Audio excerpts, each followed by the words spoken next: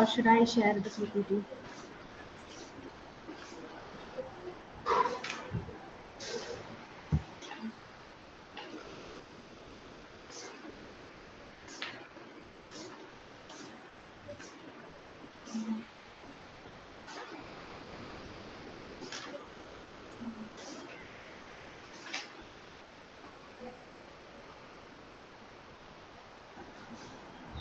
Uh, Hello, is it visible? Is the PPT visible?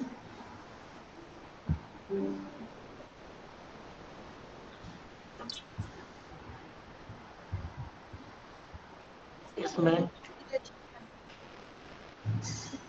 Okay, thank you.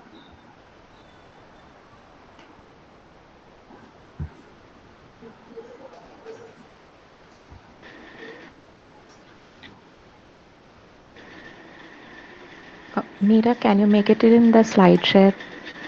Oh, okay, okay.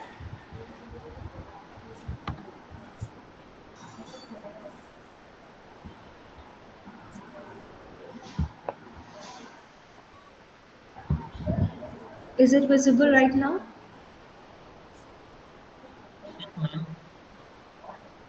Uh,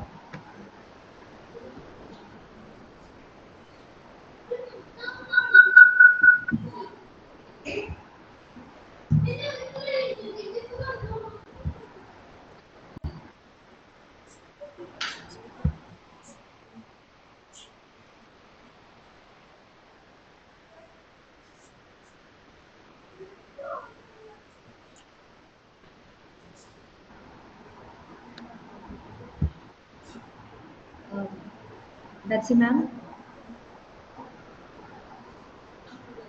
Hello?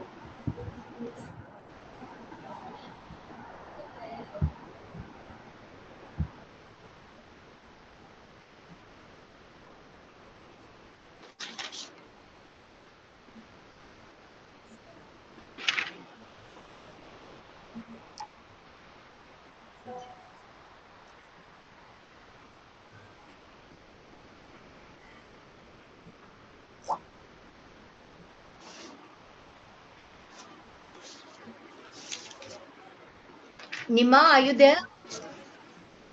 Yes, ma'am. Yes, ma'am. I think it is 7:01, so maybe we can start.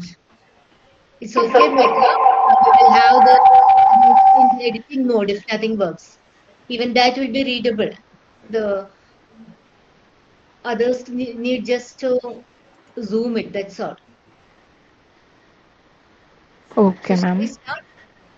Okay, We're ma'am. already 2 minutes late. So Nima, please. Okay, ma'am.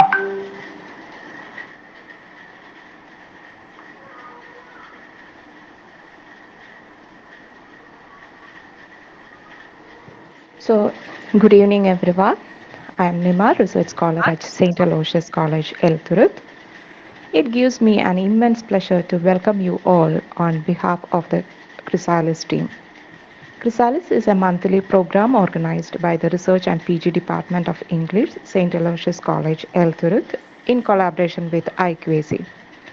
Chrysalis is a commemorative lecture series in remembrance of our beloved teacher, Reverend Father Anthony Kutikar, Dr. Danya Menon, and Professor M.T. Paul Davis. So, today I take this opportunity to welcome you all. First of all, I welcome our principal, Dr. Chaco Jospe. Then next, I would like to welcome Dr. Betsy Palsy, Director of Research, St. Aloysius College, and Mr. Jason Josby, Head of the Department of English, and all other faculties, students, and other research scholars who are here to make this evening a colorful one. Today, as we move to the last episode of the third edition of Chrysalis, we have an outstanding presenter, Dr. Megha K. Jayadas, with her presentation. She is the Assistant Professor, Department of English, St. Joseph University, Bengaluru, Karnataka.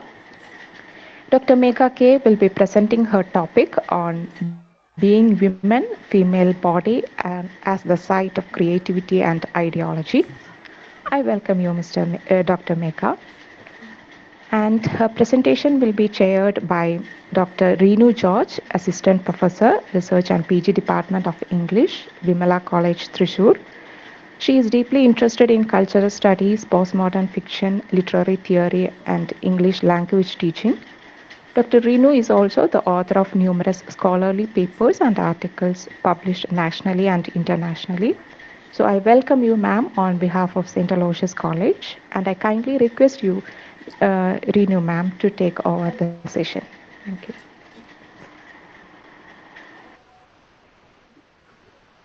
Am I audible? Yes, Am ma'am. I audible? Okay. Good evening, one and all.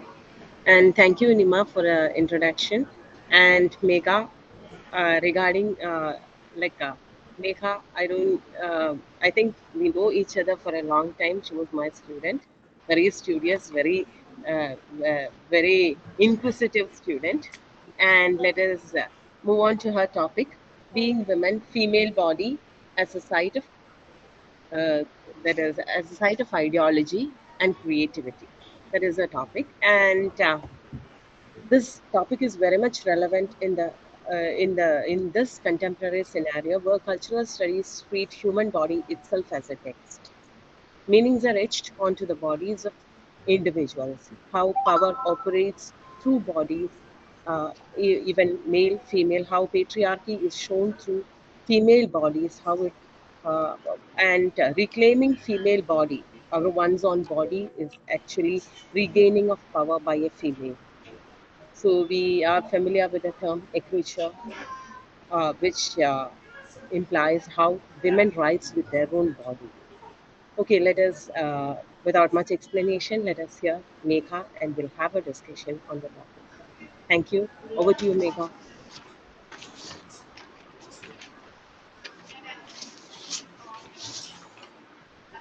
Good evening. Am I audible? Yes, Megha, you're audible. Please. Okay. Thank you. Thank you, Betsy ma'am, for giving me an opportunity for Chrysalis and my colleague Anu Anthony, who first informed me about the program, and Nima for the warm welcome. I think I know her. I have met her somewhere during some paper presentations and all. So thank you all.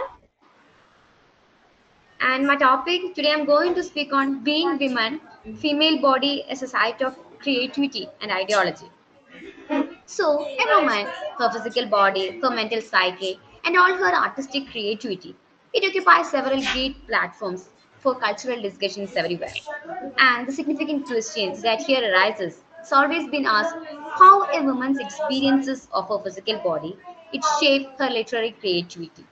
And also, there are other frequently asked queries about how a woman exists in a particular cultural context, and especially how she reacts to those cultural events and traditions which impose their conventions and context of or identities of a woman. It is important to note that the physical experience of being a woman and her very existence in a society is different from being that of a man because of her submissive or subjugated position in a patriarchal society.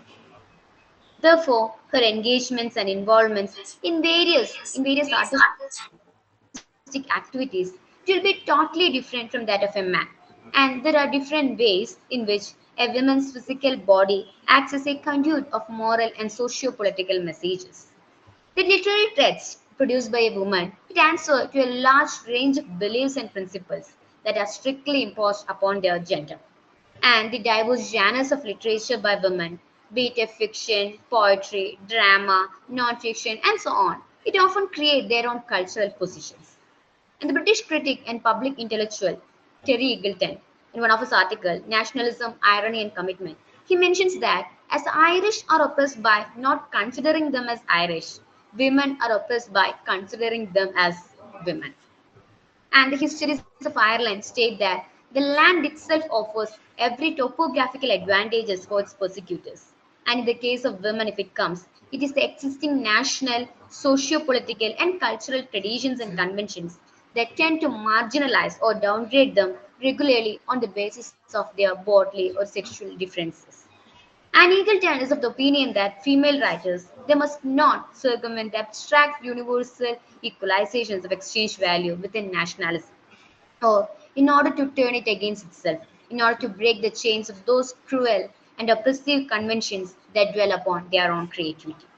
And creative women, they may always have a best, true, and unique association to their cultural context, along with the literary genre using how they respond. And this paper is an attempt to explain the significance of a woman's physical body, being a woman, her bodily experiences and responses to the socio-patriarchal and cultural world. And in the introduction to the book, Women's Literary Creativity in the Female Body, the editors Diana Longhover and Donna Decker, they mentioned that from the very ancient days, women have been widely associated as well as marginalized. In a way, they are marginalized by their reproductive bodies. And women, they have always found, or they are forcefully recognized, their creative outlet by giving birth, raising their children, feeding them, and therefore just enjoying celebrating their motherhood.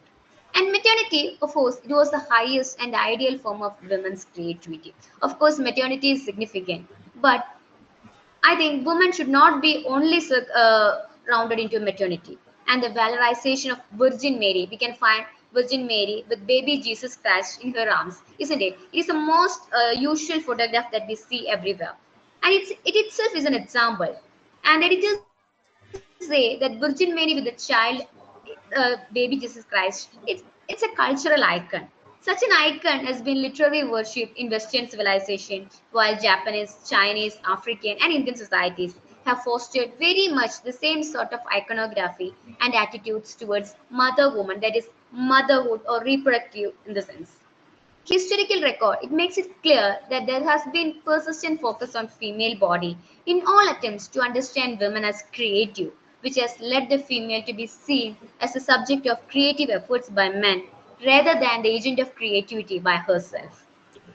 So the idea of portraying female body, it was always there in art forms, irrespective of geographical locations.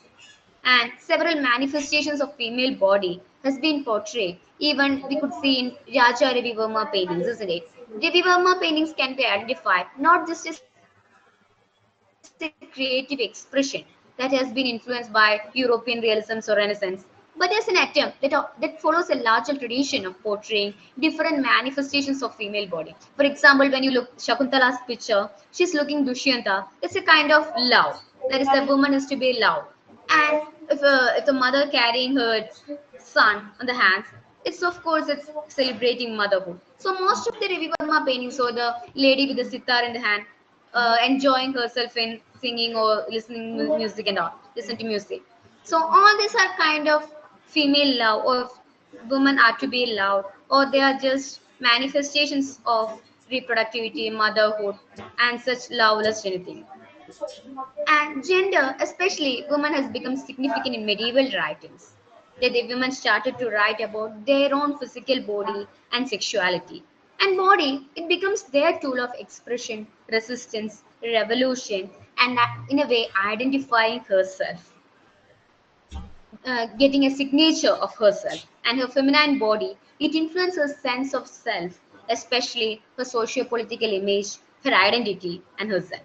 The medieval ages were the period where society gradually it established itself as patriarchal and masculine by controlling every sphere of a woman's presence. And the religious books such as of Hinduism, such as Manusmriti and their sacred laws imposed by such books, encouraged this subordination of women to a very great extent.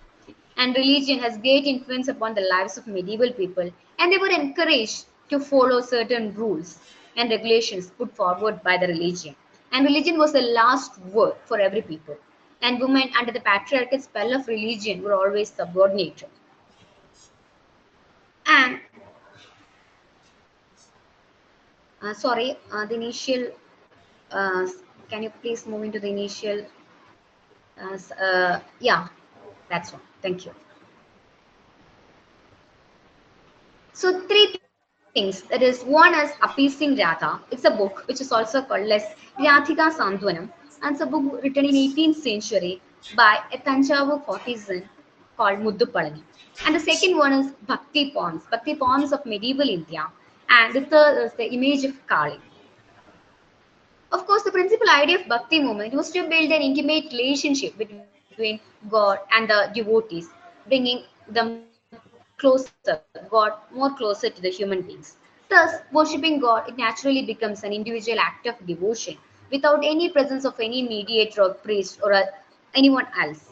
And God Himself becomes an eternal lover. For example, for a female devotee like Andhar, Lord Krishna was her eternal lover. For Mirabai, again, Lord Krishna was her eternal lover. For Akka Mahadevi, it was Lord Shiva, and so on. And this technique consequently crossed the conventional barriers and it widened the ideas of more agency and freedom. And it radically converted self images of the harassed, oppressed females and the lower class people. It further moved into everyday spoken idioms, dialects, and vernacular languages of common people, including art forms such as dance and music. For example, you could see Mirabai with a like what is a sitar like element, musical instrument in her hands, and you could see Laleshwari dancing because it is said that she dances in ecstasy. And producing or singing hymns and chanting mantras were significant characteristics of these movements, which arouse the power of human emotional feelings. And about Muthupalani's work, the same body and physical desire get discussed with Muthupalani's work all over. It's a crucial question where we should place this Tanjavur poet Muddupalani and her text Jathika Santunam, which is also called Appeasing Radha. The translation is called Appeasing Radha. It stands halfway in the middle of devotion and human sexuality. For example, Muthupalani is believed to be the first woman poet who wrote an erotic verse, and her work Rathika Sandwanam or Appeasing Radha, it helped in strengthening female subjectivity and subjecthood that easily paved way for a change from the complete submission to one's lord into a further cognizant setting inside a social construction and also in the authentic involvement of one's bodily desires.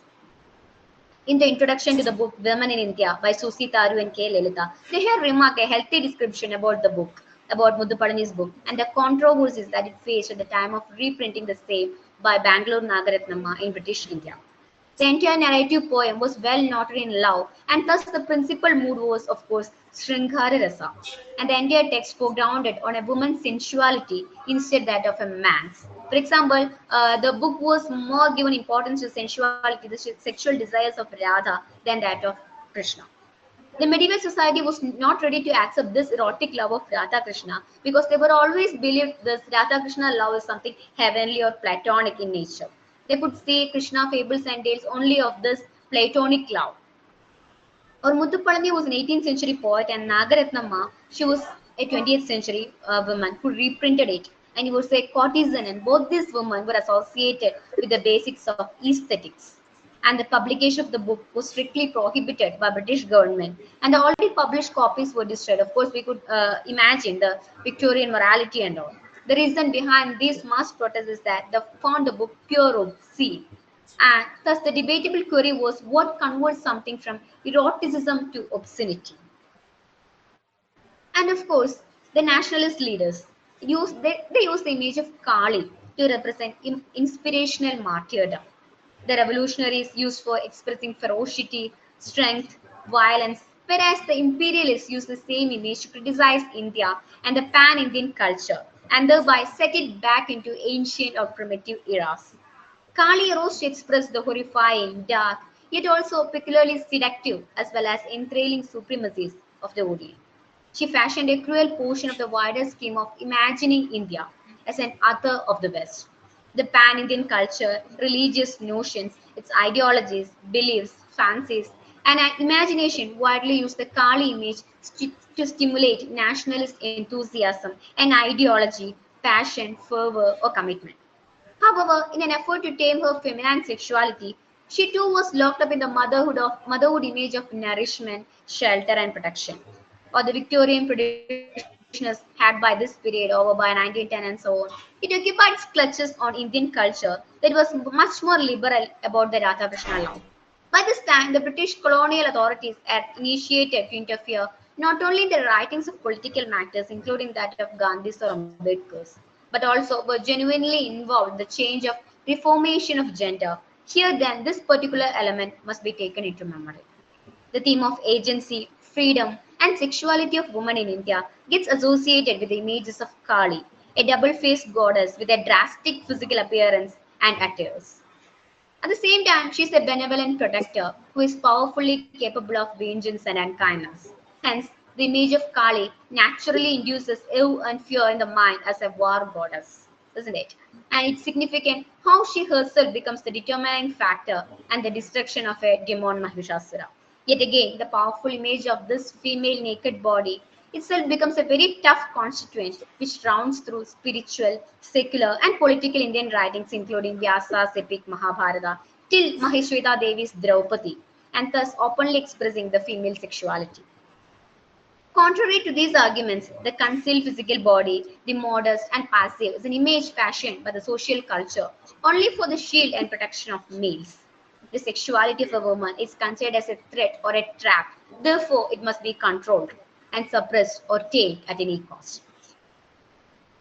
It is found that the numerous sects of divine worship in the Indian subcontinent echoes the Rig Veda's hymns of mobile desire of physical body, and all the significant spiritual movements that developed in medieval India to pay homage whether to Shiva, Vishnu, including its incarnations like Rama, Krishna, and so on, from 5th century to 19th century AD, highlighted the requirement to detach oneself from his masculine power so as to experience the erotic pleasure.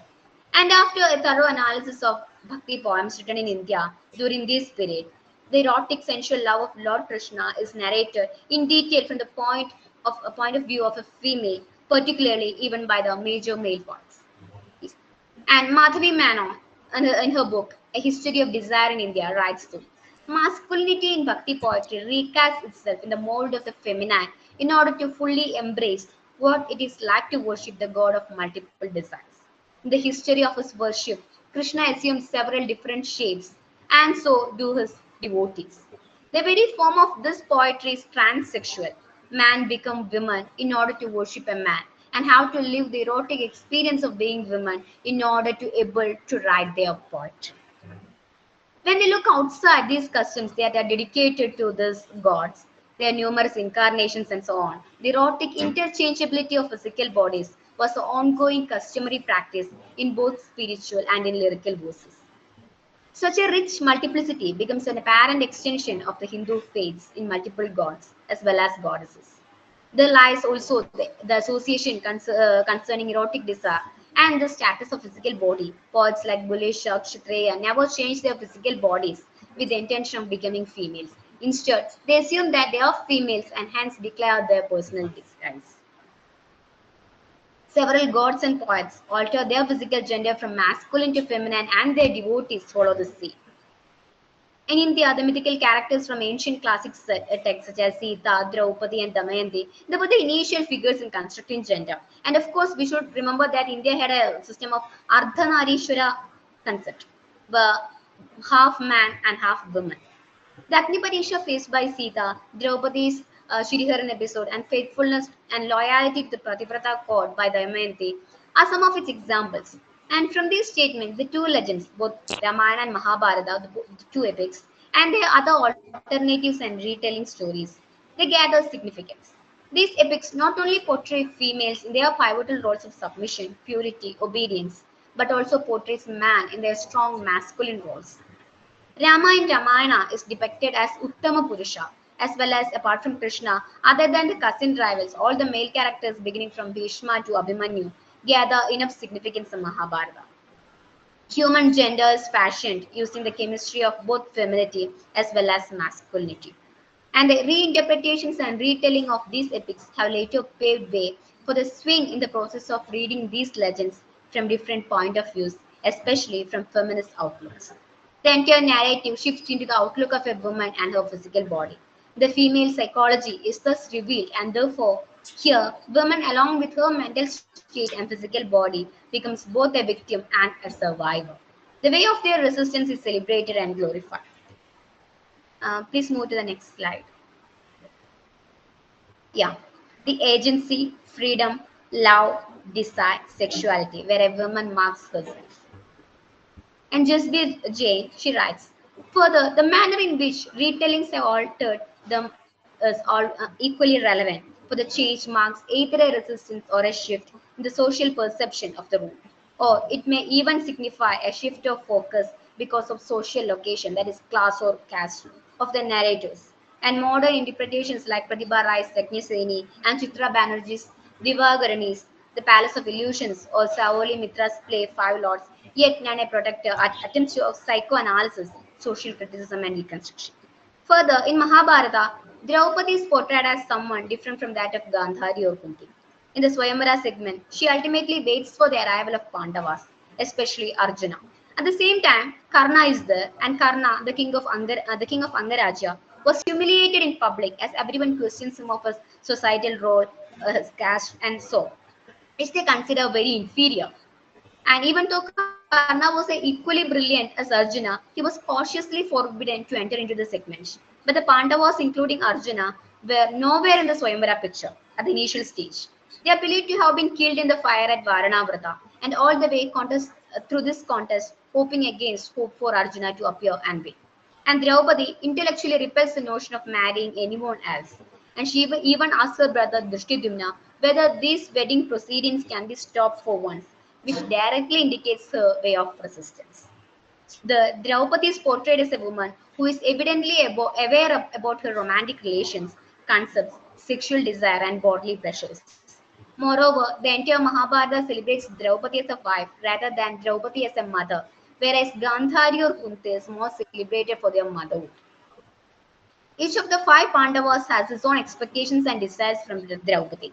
And the epic also depicts an unconditional loving relationship between Draupadi and Krishna, which is explained under the title Mahashweta Devi reinterpreted the character of Draupadi in her short story, Draupadi, which looks up into the Shriharan episode.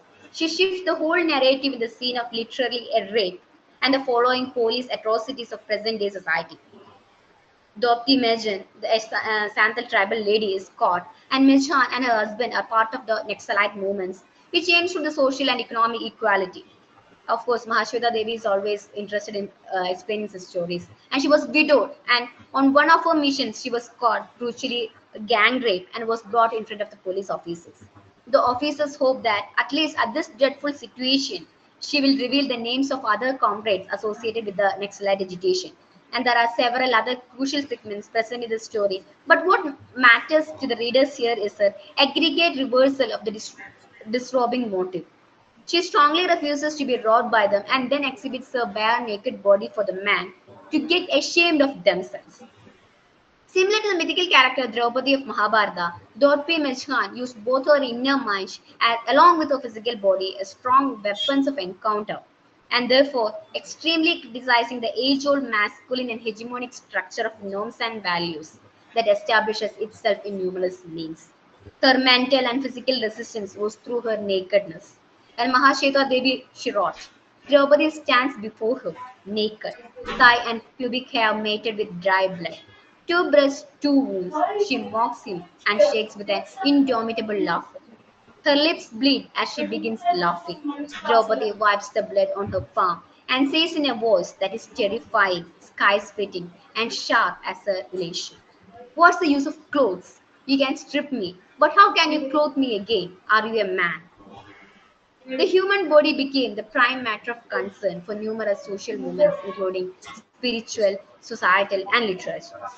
This incident marked certain bodily actions of individuals and always tried to create stories, legends, myths, and so on about the source and later to substantiate their roles and how they employ freedom. All such themes have constantly experienced the lack of social control as a lack of power. The human body need not be always a familiar matter. It can be pure separate being and even can be a basis of fear and fight or of course terror. A disconnected dependent body will develop into a fighter body and that can exist itself by a controlling power. If power is treated as a dignity of physical practice, then the body itself is mirrored in the medium of strength. And a masculine body is always held together by his pressure to dominate the body of another. Next slide, please. Religions and faiths play vital roles with human body, of course, and they bind people together by the practices of rites, rituals, religious ceremonies. For example, the human body it occasionally gets converted into a tool of sacrifice.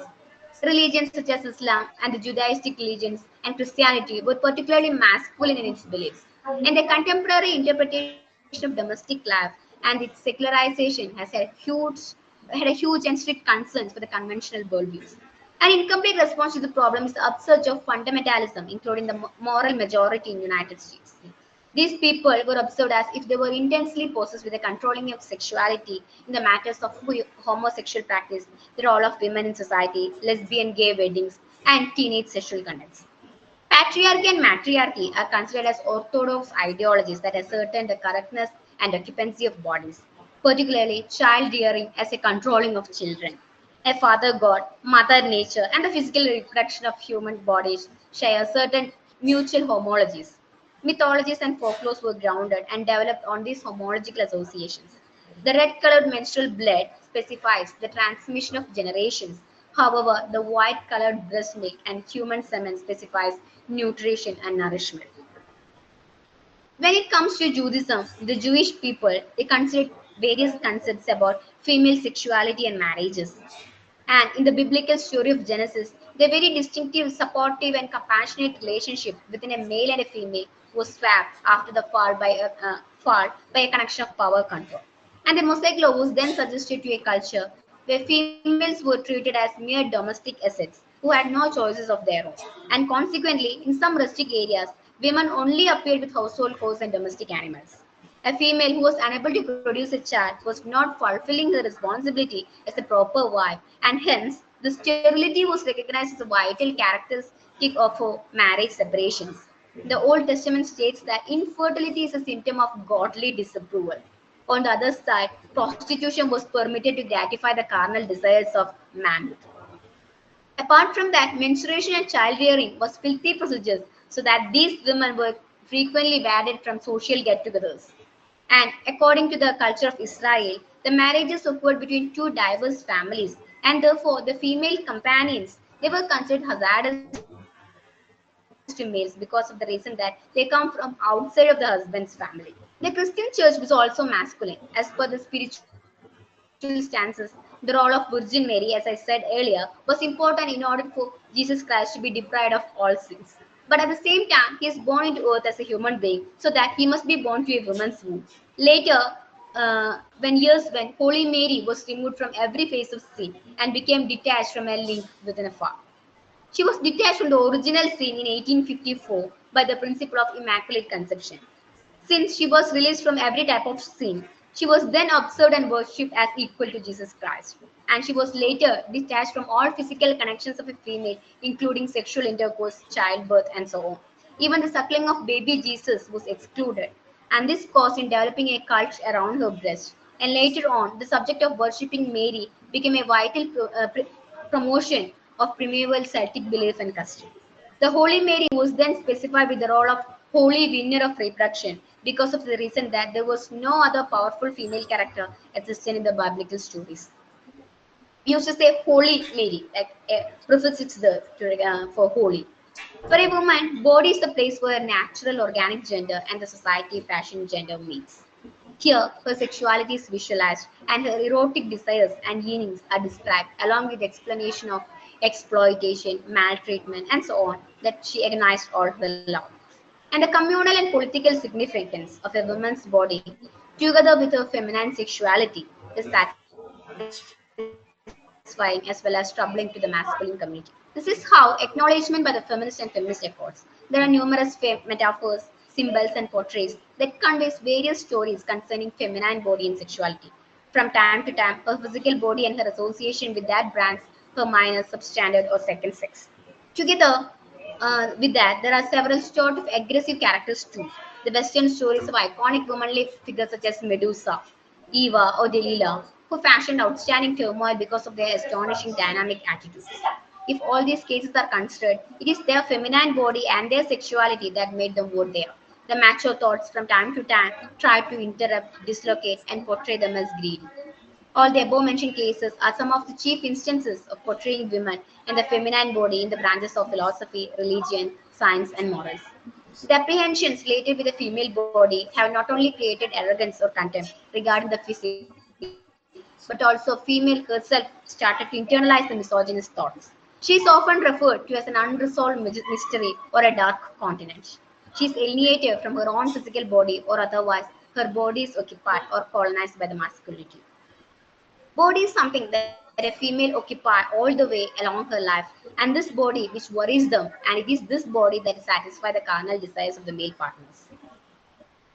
That is, it is this body that her husband, family, religion, society, conventions, and all those agencies require.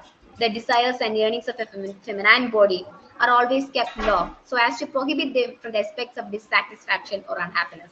Therefore, human sexuality for a woman is a matter of silent and terrific zone where her wants and needs are kept close. Therefore, this zone where her anxieties rather than her desires. For example, in this section, I have taken three poets Kamala Das, Sujata Bhatt, and Imtiaz Thakur. The literary representations of women's desire, especially within Indian English poetry, became coded through truths of flowers, garden, birds, and dream externalized, remote, and non threatening images of love and sexual proclivity that sublimated desire into a spiritual union of compassionate souls. The conspiracy of silence regarding sexuality in India, especially within literary discourse, was first effectively challenged by Kamala Das. Her unabashed poetic detailing of the sexual innu within marriage and of extramarital sexual encounters lifted the veil of the discussion of women's sexuality lifted within Indian English poetry. And however, Kamala Das only proffered unidimensional images, verging on the negative of women's emotional and psychosexual frustrations and the despairing search for love. The next slide, please.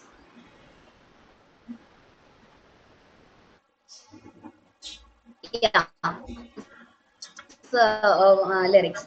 Give the musk of sweet breast between the breast, the warm shock of menstrual blood, and all your endless female hungers. Oh yes, getting a man to love us is.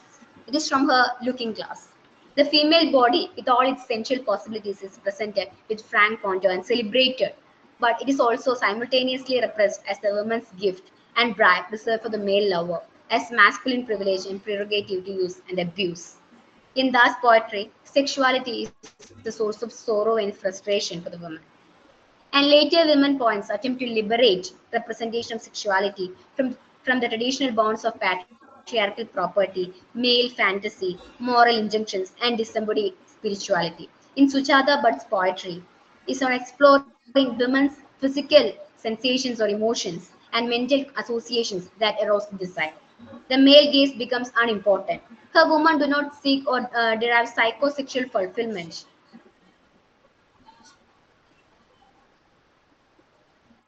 from the psychosexual fulfillment from the responses of the male lover, nor are they mascotically dependent on every turn of mood of their lovers. They are neither like Kamala Das, every turn of woman who seeks love, or Tara Patel's locked Indian womanhood. But women are confident, assertive, unashamed of their bodily desires, and independent of the need for male stimulation to explore erotic sensations. This shift is evident in Butt's autoerotic poems like White Asparagus at the marketplace and so on.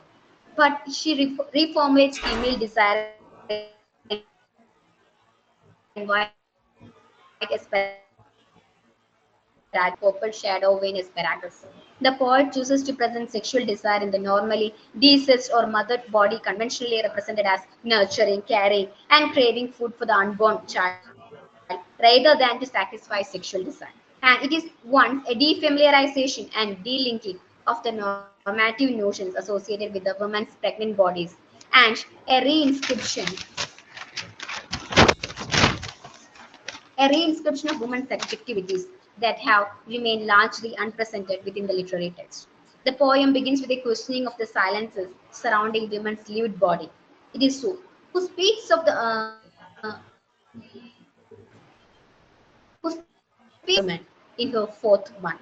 She asks so. It goes on to underline not the conventional images and sensations of impending motherhood, but the unspoken, deeper undertone of sexuality that pulls in the pregnant woman. She continues, who speaks of the rushing tide that awakens her slowly increasing blood, and the hunger, raw obsessions beginning with the shape of asparagus. Here, the female desire that had been hitherto ignored, suppressed, or misinterpreted or censored is remapped and represented. Unabashed, positive, badass, bodily images, and an unambiguous acceptance of sexuality. In Butt's poetry, women's sexuality and the experience of the sexual act is liberated from a sense of shame and aligned with the pleasure, dreams, memory, hope, freedom, and fulfillment.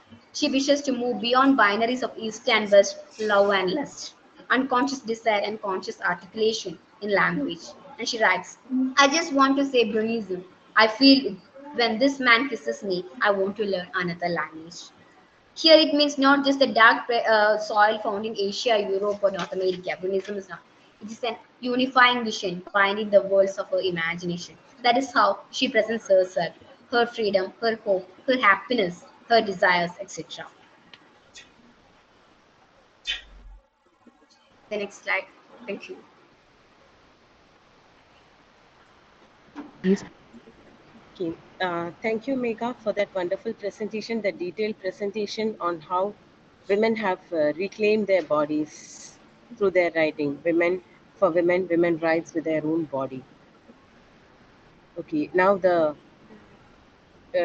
actually the floor is open for discussion. We will have the discussion. You can raise your questions, suggestions, additions. Everything can be done.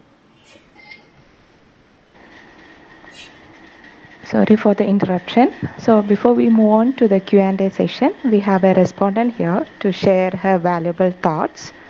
I welcome Dr. Ms. Drisha Dilip, Assistant Professor, Department of English, SNM College, Malyankara. She is also a part-time research scholar at St. Aloysius College. Drisha ma'am. Thank you, Nima.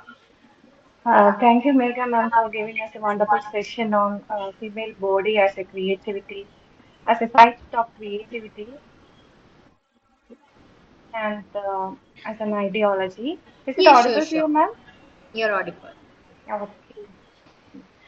So you have mentioned about the significance of the physical body of woman and being a woman and the responses and the significance of a woman in society.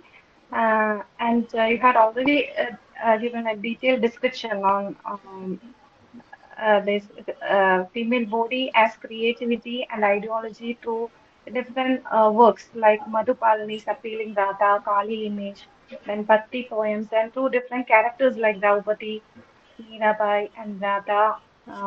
So it was a nice and interesting session for us. So I'd like to conclude my words with a quote that you have mentioned in your talk. Women are oppressed by considering them as women.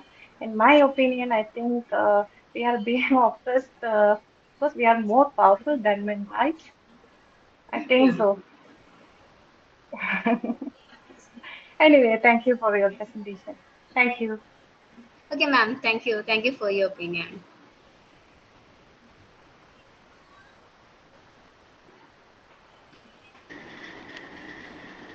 Now the participants can ask their queries. Either you can unmute yourself or you can put your queries in the chat box.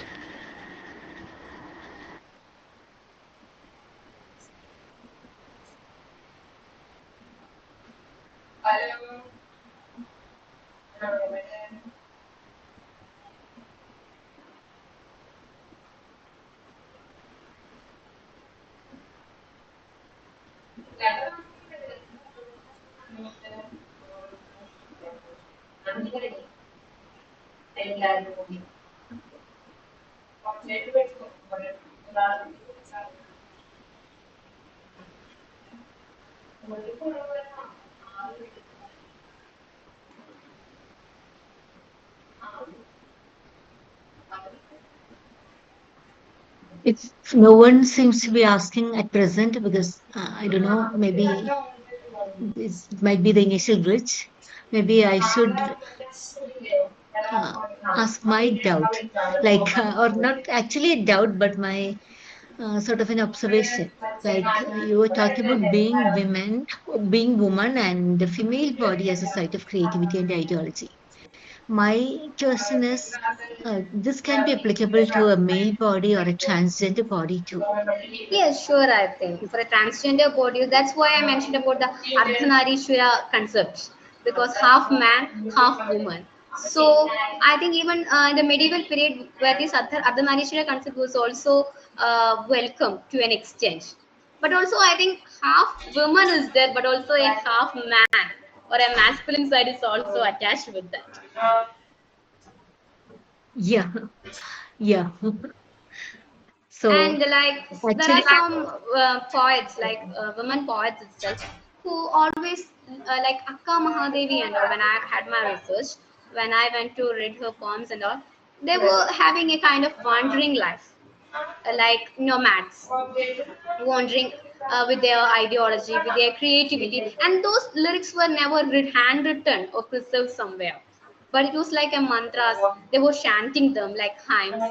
And a kind of wandering life, which was not so familiar, or which was not so common for females in those days, but was common for male saints.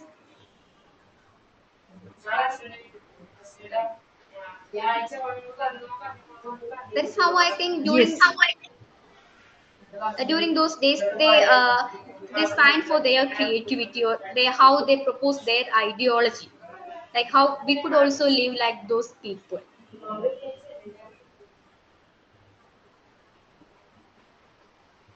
And it was a celebration of their body, not how they were stuck in between or something. These poets who wrote with their body, like what we say, women wrote with her a creature feminine concept and all. We used to say about this a creature feminine concept. This was a kind of a creature feminine concept. They were writing with their emotions. To write with emotions is not so easy. And of course, we say poets write with their emotions, but they were living a life too. They were showcasing their life too, not only as their lyrics, but also as their life, the whole way. A nomadic life, as well as uh, they were detached from their home, they were detached from their domestic lives. And there were other saints like Antar, who was not detached from the social life, but in their lyrics, Antar was writing with her lyrics how she loves her God, how she accepts the Narayana concept, the hygienity of body, and such things. I think it depends upon each poet, how they consume how they accept their ideology, or how they propose their ideology later. There is, there is a question in the Megha. chat box. Okay. Yes, Dr. Reno, if you have to, if you want to say Okay, something, Megha, okay, get Megha, closer I to have me. a few observations regarding your presentation. That is, you were mentioning about Virgin Mary. Yeah. This is nothing, not a question. This is actually something that I have come across when I was valuing one of the dissertations. I saw a representation of Virgin Mary as a leader rather than her feminine qualities. Usually, in the Christian ideology, the femininity, the subservience, the patience of Virgin Mary is highlighted. Supreme sacrifice. She is capable of supreme sacrifice.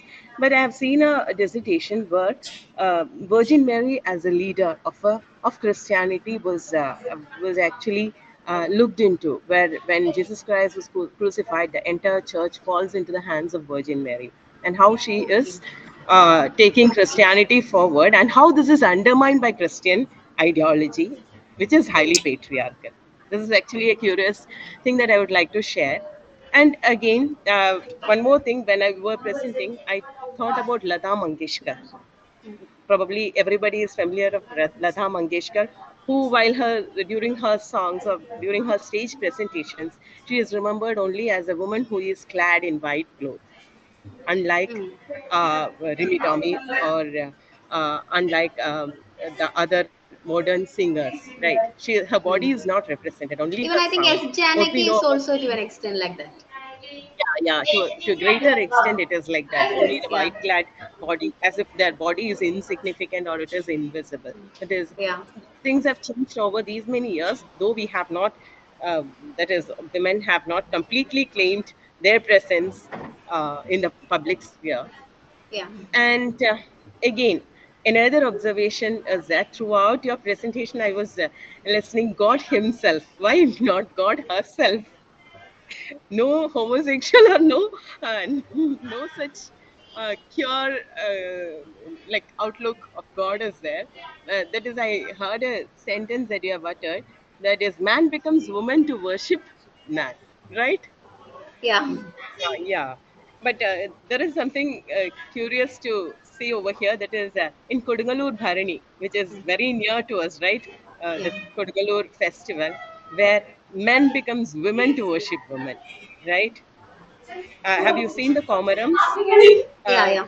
Komarams in the Bharani The- festival, the men clad as women to worship women, which is yes. something curious, which may be I interesting. think that Komaram concept is based on this Kannagi. The story of Kannagi is also a walrus woman. In a way, it may Eh, be related to Kannagi, or it may be a celebration of femininity, or it could be again related to Dalit or lower caste, Definitely, not yeah. the upper caste mainstream uh, bhakti Ideologies, cult. yeah, Bhakti cult, yeah. Okay. And again, another contradiction, not contradiction, something curious that I noticed was the sculptures on the temples. Though eroticism is something which is considered as a taboo, the sculptures in the paintings, on the walls of the paintings, they are highly appreciated for the architectural style or something. But we have so many erotic paintings. That Yes. is something which is again contradictory. We cannot say it is contradictory because when we have Kama Sutra from India, I don't know, it is entirely different from the Western ideology of eroticism. Okay, these are a few things that I have observed, and things are being changing nowadays. I think God Himself, it's because I think the medieval era where we speak about female gods, also like Parvati, Lakshmi, or Saraswati, we attach them with their Heterosexual spouses. norms. Like Lakshmi is always associated with Lord Vishnu, or Parvati is associated Yeah. with Lord Shiva. So I think the god was even a kind of male concept.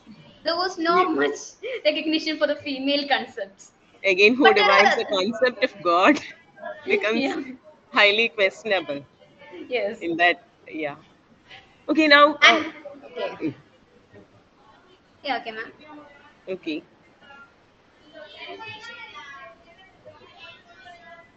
Maybe we can also talk in this context about how the actors, the early actors who acted like Yes, yes, yes, females, like yeah. Ochara Velikutti, and then Where maybe in the current Veluthuradu. times you have those films like what is it, that Kamala Hassan movie, and even Dilip Yeah, acting I like a think woman. Avvai Shanmukhi, like that movies were there. Yeah, yes, Yeah. yes.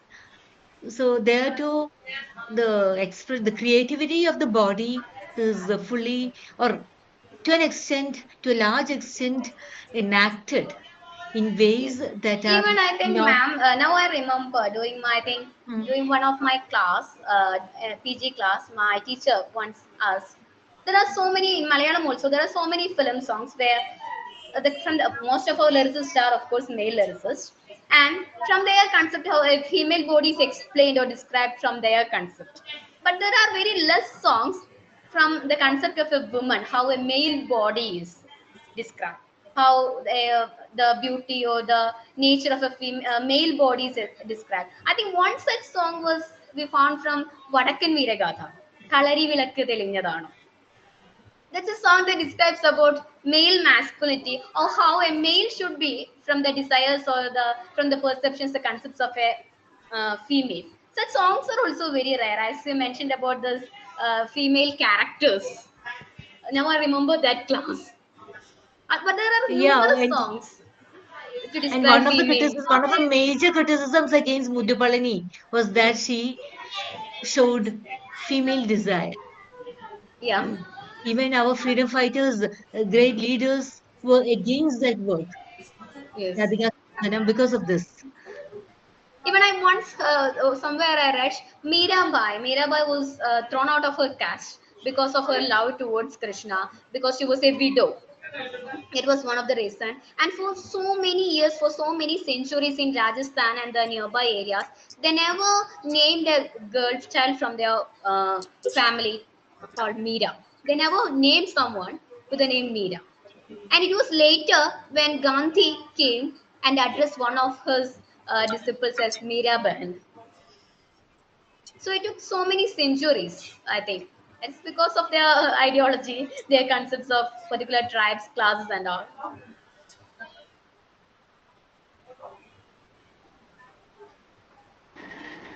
Ma'am, we have some queries in the chat box. This is same with language too, because expertise and other things are only meant for men, exclusively for men. Revolves expletives and other vulgar languages only for men, and women, when women utters, it is a cultural shock Yeah. also. Uh, so Passive, sweet okay, language should be. yeah, okay. Questions from the chat box. Let us see the questions. That is from Shruti Krishnadas. Ma'am, you have talked about the powerful image of Kali in Indian culture, but the Western media often presents Kali as a demonic entity, like in Indiana Jones film. Does that show the patriarchal rejection of feminine power and wild sexuality of Western people? Actually, I don't know about this movies. I didn't watch it. And of this demonic entity that I already mentioned, I think, because with the Western people, when they find the image of Kali, they think that it's like demonic or lower strata or a kind of drastic image for Kali, isn't it? She never looks like this Lakshmi or Parvati, a beautiful image, a fair image with silk saris and all. Kali is of course a drastic image, so might be they even at the initial stage they would think that India or the eastern nations were a kind of they were submissive in their presentations, like there were people who were more tribal in nature, or they were downtrodden, or their ideologies are being low in strata. So the initial days it was so, because even Lord Shiva is considered as a tribal god in some places in North India because of his image. He's considered as a tribal god from who lives somewhere in Himalayas because of his a snake revolved around his neck, the place where he lives and all. So Kali was in the initial days, Kali was representing the downtrodden strata, or like a fearful, awful image and all. But later, the same came to be called as a what in Western, like West Bengal and all. Kali is of course the major deity that is worshipped there. Even a representative of femininehood, even motherhood, feminine energy, and all those representations. Nowadays, the Kali worship is very high in Bengal. Even I have my colleague from here. She uses to talk about this Kali worship in West Bengal. It's one of the major deity that they worship. So to show the patriarchal rejection of feminine power and wild sexuality, uh, I think patriarchal rejection, yeah, to an extent is there. Okay, In the the case of next. the demonic representation, the Western demonic representation of Indian gods or any gods, not just Indian, but any colonially suppressed god, it is not just the case of gender. I think that is much more Yeah. complex than that. As Mecca said, it deals with race, it deals with Yes, caste, the it deals color, with a lot of the color, so how many they other things. consider the It's a Indian layered, people or the Eastern exactly, people. exactly. Not only based on this gender, but even our like that is why I give the example of Lord Shiva also. From male gods also they consider so. Shiva is a tribal god. So there are concepts from how the Western people look the Eastern side. That's the reason I think. Okay, shall we move on to the next question? Then, what impact does the way society's views on women's body have on their capacity for creative expression?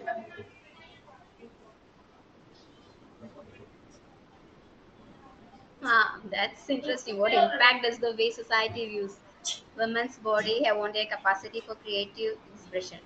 I think that's how I concluded my paper, mentioning Sujata Bhatt, Oranthias Lerker, and Kamala Das. And even they had gained so many criticism on how they write. How is this nudity or sexual desires to be expressed so openly?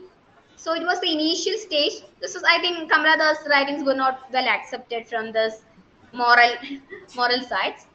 But nowadays, it's in a way it's changing, because as we mentioned, is women rights for herself, this a creature feminine concept and all. It's getting, I think, somewhat an acceptance started to gain. Yeah. Actually, let us hope for that because the change has to be made. It is Yes. not automatically changing. And maybe, okay, we should also think about what Emma Watson said, that is he for she. We Yeah. have the male supporters too who need to be made aware of how From society's yes. concept of gender is against both males, females, and also for all the transgenders, Yeah. all those in the All the genders gender should be welcomed. Yeah. this concept is against all of them together. It's not just for women alone.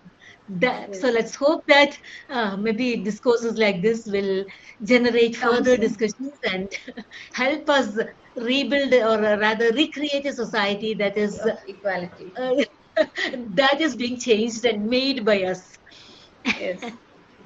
Okay, one more question which is highly extensive and analytical. That is, how has the representation of female body in art and media shifted throughout history, and what ideologies have influenced these depictions? I think now Betsy ma'am was mentioned about that, how male people, like males, performed as female characters in the initial stages of the theater, cinema, and all. So in the platforms of art and media, in the older days, it was like Velutat, when Keshav Velutat and etc. mentioned about this kind of placements.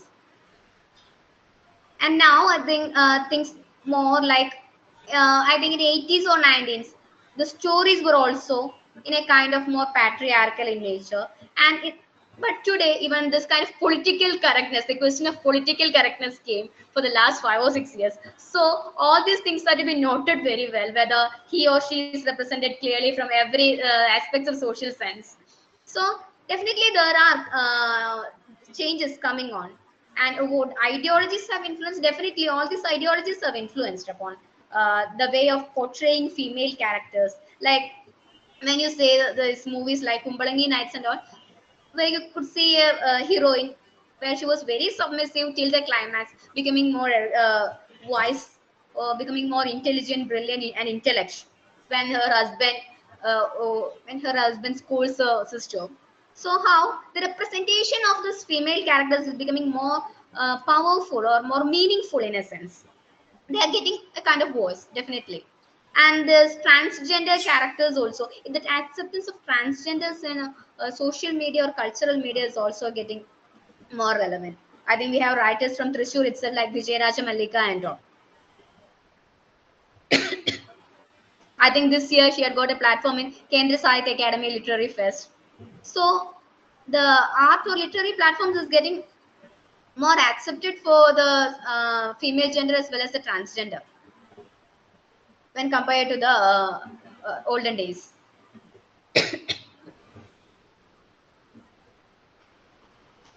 So Kumar, are you trying to speak?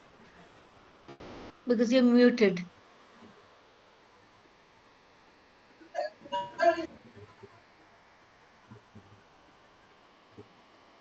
No, we can't yet hear you. You're muted. No question ma'am. Thank you Megha ma'am. Informative Welcome. Session, आपने एक अच्छी जानकारी साझा की है, धन्यवाद. Thank you. Ma'am, there is one more question by Aishwarya. How does vulnerability inform our understanding of creativity in feminine nature? Can you please explain that question once again? How does vulnerability in the sense?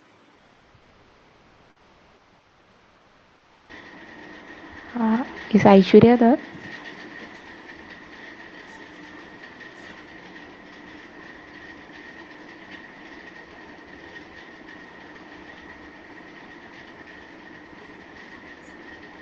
Um, I think she's not there. Aishwarya is seen here. Aishwarya Vedula.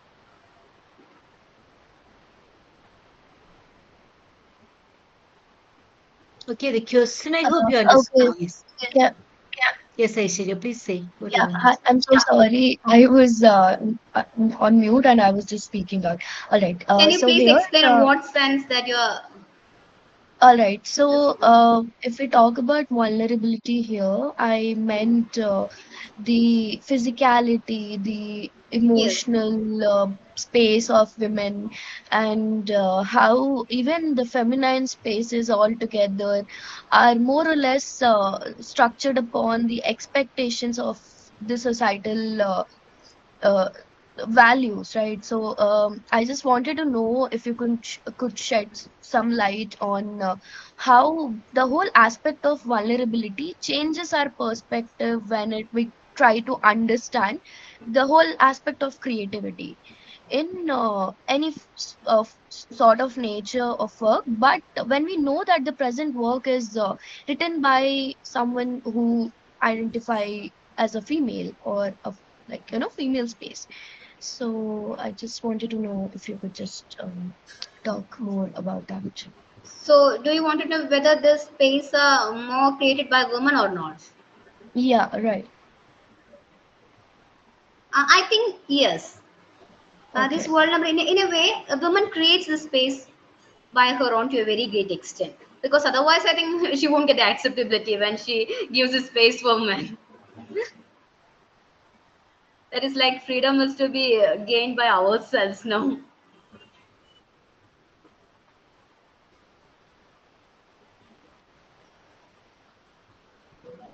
Actually, I didn't get the whole meaning still now.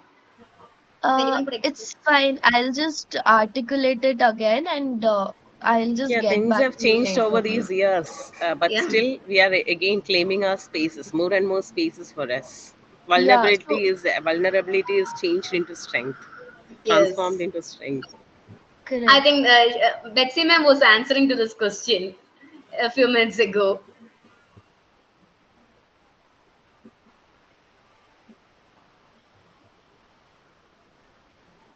Actually, the Of question course. that you have already answered, that how does society's views impact on women's creativity? The impact of Yes. societal views on creativity. That's a question I think which Okay. is repeated in. Other form. Like in the